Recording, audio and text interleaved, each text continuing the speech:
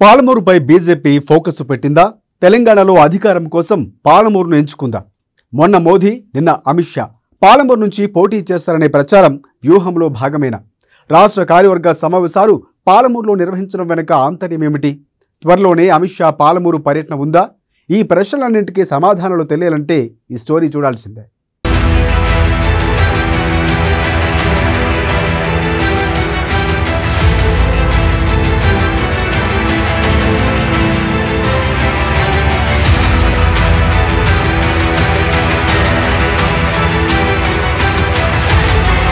ప్రధాన రాజకీయ పక్షాలు పాలమూరుపైనే ఫోకస్ చేస్తున్నాయి. రానున్న ఎన్నికల్లో గెలిపే లక్ష్యంగా ఆయా పార్టీలు ప్రత్యేక కార్యాచరణతో ముందుకు సాగుతున్నాయి. అభివృద్ధి పనులు, సంక్షేమ కార్యక్రమాలతో బీఆర్ఎస్, మోదీ పాలనతో భారత్ వెలుగుతుంది. డబుల్ ఇంజిన్ సర్కారు వస్తే తెలంగాణలో ఎనలేని అభివృద్ధి సాధించాలని బీజేపీ, కాంగ్రెస్ అగ్రనేత రాహుల్ గాంధీ చేపట్టిన జోడో యాత్ర జోషితో కాంగ్రెస్ పూర్వవైభవాన్ని చాటేందుకు పోటాపోటీగా కార్యక్రమాలు నిర్వహిస్తుండటంతో రాజకీయ సందడి నెలకొంది. ఎన్నికల సంవత్సరంలో ఉమ్మడి మహబూబ్ నగర్ జిల్లా కేంద్ర బిందువుగా చేసుకుని క్రియాశీలక రాజకీయాలకు ఆయా పార్టీలు శ్రీకారం చుట్టడం జిల్లాలో హాట్ టాపిక్గా మారింది.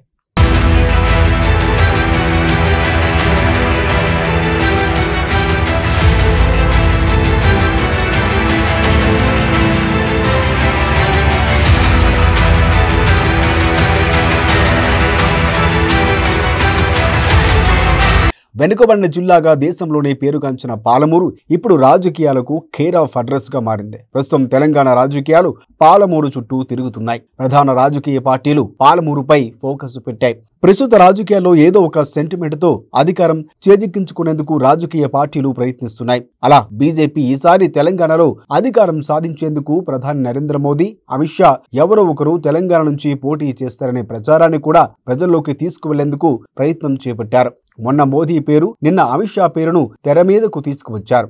వీరు వెనుకబడిన పాలమూరు నుంచి బరిలో ఉంటారని ప్రచారం కూడా మొదలైంది. అధికారం కోసం బీజేపీ ఇలాంటి ప్రచార ఎత్తుగడలు వేస్తుంటుందని రాజకీయ విశ్లేషకులు అంటున్నారు. ఇలాంటి ప్రచారాలు ఎన్నికల ముందు రావడంతో పార్టీకి కొంత బలం పెరుగుతుందని విశ్లేషకులు అభిప్రాయపడుతున్నారు.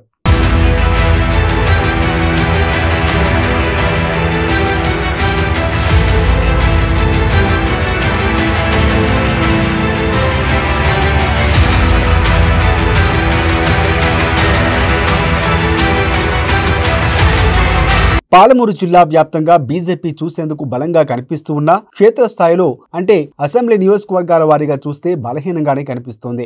2012లో జరిగిన మహబూబ్ నగర్ అసెంబ్లీ ఉప ఎన్నికల్లో తప్ప బీజేపీ ఎప్పుడూ జిల్లాలో గెలవలేదు. మహబూబ్ నగర్ జిల్లాలో ఉన్న 14 నియోజకవర్గాల్లో ఎప్పుడు ఎన్నికలు వచ్చినా బీజేపీ 3వ స్థానంతోనే సరిపెట్టుకుంటుంది. మక్తల్, నారాయణపేట, మహబూబ్ నగర్ అసెంబ్లీ నియోజకవర్గాల్లో బీజేపీ పార్టీ బలంగా ఉన్నా ఎన్నికల్లో సరైన అభ్యర్థిని పోటీలో ఉంచకపోవడం కూడా మైనస్ గా మారుతుందంటున్నారు రాజకీయ విశ్లేషకులు. ఇప్పటికీ ఇంకా ఉమ్మడి పాలమూరు జిల్లాలో ఏ ఒక్క అసెంబ్లీ నియోజకవర్గాల్లో ధీరైన అభ్యర్థులు లేకపోవడం బీజేపీ పార్టీకి ఎదురు దెబ్బ. అదే సమయంలో బీజేపీ నాయకత్వం పలువురిని పార్టీలోకి ఆహ్వానించేందుకు చేస్తున్న ప్రయత్నాలు కూడా అంతగా ఫలితం లేదన్నట్లు విమర్శలు వినిపిస్తున్నాయి.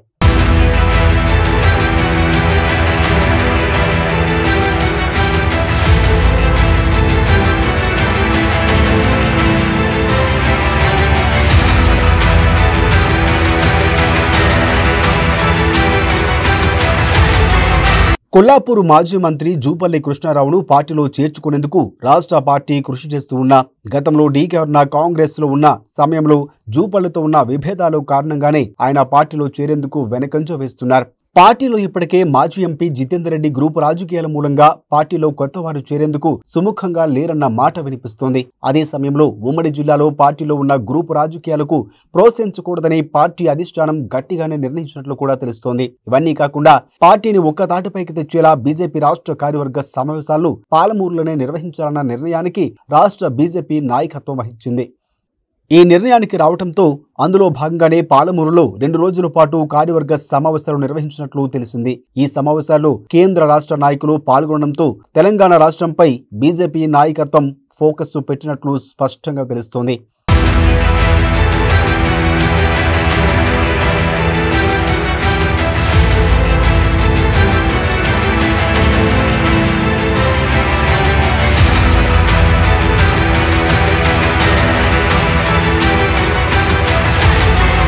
ప్రధానంగా బీఆర్ఎస్ పార్టీకి తెలంగాణలో ఈసారి చెక్కు పెట్టాలని బీజేపీ భావిస్తోంది. బీఆర్ఎస్ ప్రభుత్వం అవలంబిస్తున్న ప్రజా వ్యతిరేక పాలనపై తెలంగాణలో విస్తృతంగా ప్రచారం చేయాలని పార్టీ శ్రేణులు సమాయత్తం చేయాలని, ఎట్ ది సేమ్ టైం రాష్ట్ర ప్రభుత్వ పథకాల్లో కూడా కేంద్ర ప్రభుత్వ భాగస్వామ్యం గురించి కూడా వినిపించేలా వివరించాలని ప్రచారం చేయాలని కూడా నిర్ణయించినట్లు తెలిసింది. ఇవే కాకుండా మరికొన్ని కీలక నిర్ణయాలు కూడా తీసుకున్నట్లు తెలిసింది. రాబోయే ఎన్నికల్లో దక్షిణ తెలంగాణలో ఎలాగైనా పాగా వేయాలని, వీలైనన్ని సీట్లు గెలవాలన్నది బీజేపీ వ్యూహం. ఇంకా ఎన్నికలకు 8 నెలల గడువు ఉండటంతో పలు రకాల సర్వేల తర్వాతనే డెసిషన్ తీసుకునే అవకాశాలు ఉన్నట్లు రాజకీయ వర్గాలు చెబుతున్నాయి. అయితే ఇటీవల జరిగిన బీజేపీ జాతీయ కార్యవర్గ సమావేశాల్లో మహబూబ్ నగర్ మాజీ ఎంపీ జితేందర్ రెడ్డి స్వయంగా పాలమూరు నుంచి పోటీ చేస్తే ఈ ప్రాంతం అభివృద్ధి చెందుతుందని పేర్కొంటూ పలు విషయాలు ప్రస్తావిస్తూ ప్రధాని మోదీకి లేఖ అందించారట. ఈ లేఖపై మోదీ స్పందిస్తూ పార్టీ నిర్ణయంపై ఆధారపడి ఉంటుందని సమాధానమిచ్చినట్లు తెలుస్తోంది. పాలమూరులో జరిగిన రాష్ట్ర కార్యవర్గ సమావేశాల్లో ఇదే విషయంపై చర్చ జరిగిందని కూడా సమాచారం. ఇక తెలంగాణ నుంచి ప్రధాని మోదీ పోటీ చేస్తే రాష్ట్రంలో బీజేపీ మెజార్టీ సీట్లు దక్కించుకునే అవకాశం ఉందంటున్నారు పార్టీ నేతలు. రాబోయే రోజుల్లో మాత్రం రాష్ట్ర రాజకీయాలకు పాలమూరు కీలకం కానుంది.